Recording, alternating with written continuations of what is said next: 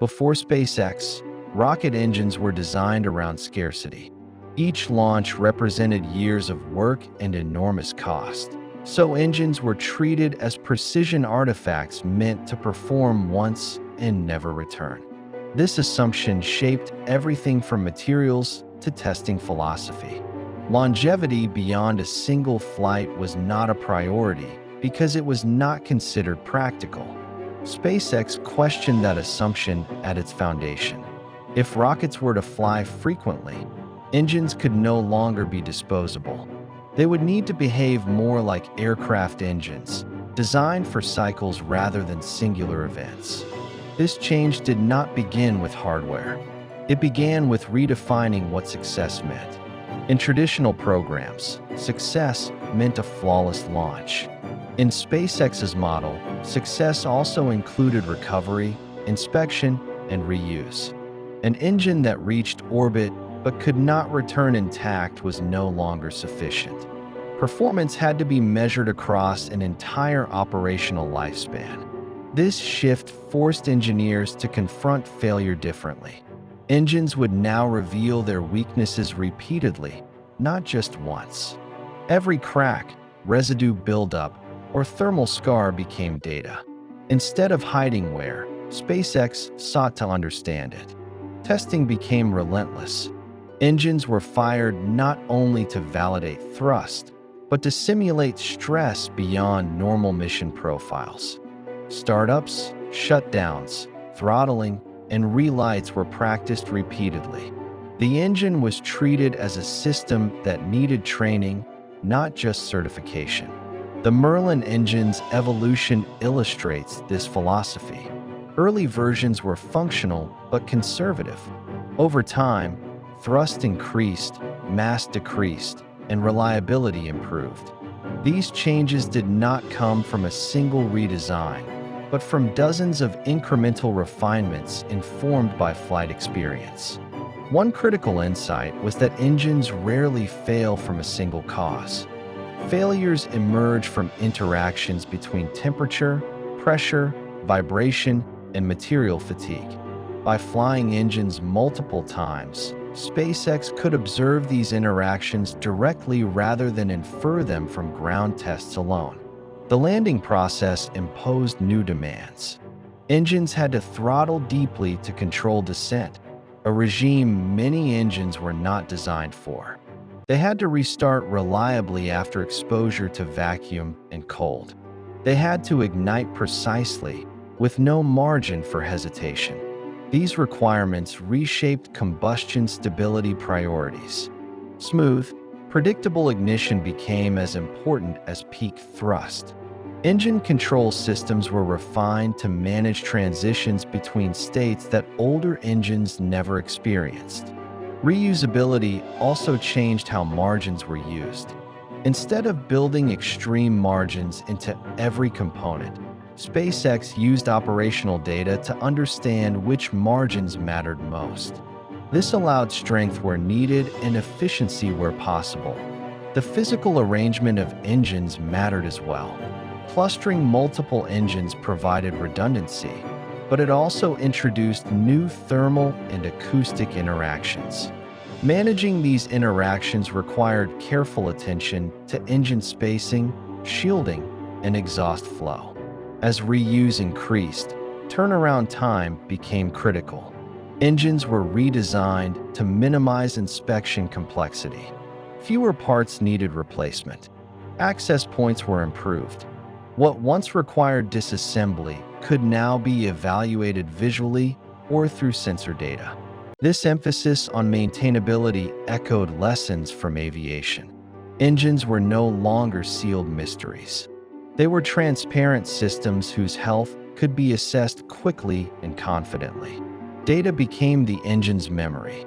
Each flight added to a growing archive of performance history. Patterns emerged.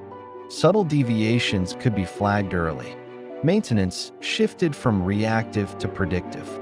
The move to the Raptor engine extended these ideas further. Methane was chosen not just for performance, but for cleanliness. Kerosene leaves carbon deposits that accumulate over time. Methane burns with fewer residues, simplifying reuse and inspection. Raptor's full-flow staged combustion cycle pushed engineering boundaries. Running both fuel and oxidizer through separate turbines before combustion improves efficiency, but it demands precise control. Every component operates at extreme conditions simultaneously. What made this feasible was not a single breakthrough, but manufacturing discipline. Precision machining, advanced alloys, and rigorous quality control allowed consistency at scale. Engines could be built, tested, modified, and rebuilt rapidly. Vertical integration amplified this advantage. By producing engines in-house, SpaceX could adjust designs without long delays. Feedback from testing flowed directly into production changes. The boundary between design and manufacturing blurred. This speed mattered. Rapid iteration allowed SpaceX to explore design spaces that slower programs could not afford. Risk was managed through frequency rather than avoidance. Small failures informed improvements before large failures could occur. Reinvention also altered certification culture. Instead of proving an engine safe through limited tests and analysis alone, SpaceX proved safety through repetition.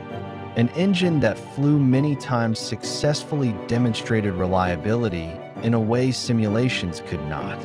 This approach challenged traditional aerospace norms, where failure is often viewed as unacceptable.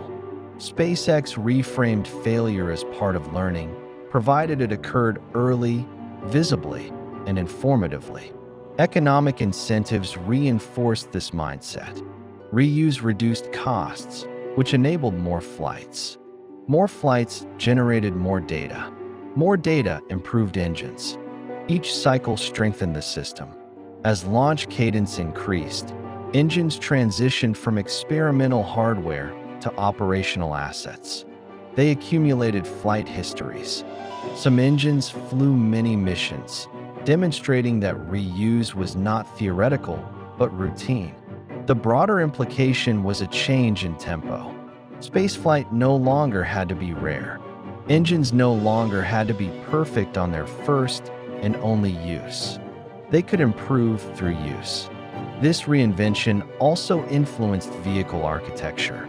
Rockets were designed around engines that could be trusted repeatedly.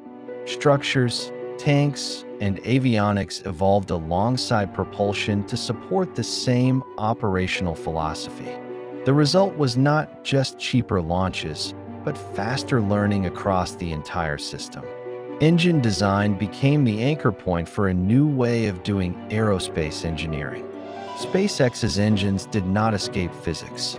They still obeyed the same thermodynamic limits as every rocket before them. What changed was how aggressively those limits were approached and how often they were tested. In hindsight, the reinvention seems inevitable, yet it required challenging assumptions that had gone unquestioned for decades. It required accepting uncertainty in exchange for progress. Rocket engines were once symbols of singular moments. Ignition meant culmination. Now ignition is part of a cycle, one phase in a longer story of use, return, and reuse. SpaceX did not make engines indestructible. They made them understandable. That understanding made reuse practical. This shift may define the next era of spaceflight. Engines that learn, adapt, and return change not only cost, but ambition. Missions once considered impractical become reachable. How SpaceX reinvented the rocket engine is ultimately about changing the relationship between humans and machines. Engines are no longer consumed. They are partnered with. They carry memory, history, and expectation. Each flight is not an end, but a continuation. In that continuity lies the true reinvention.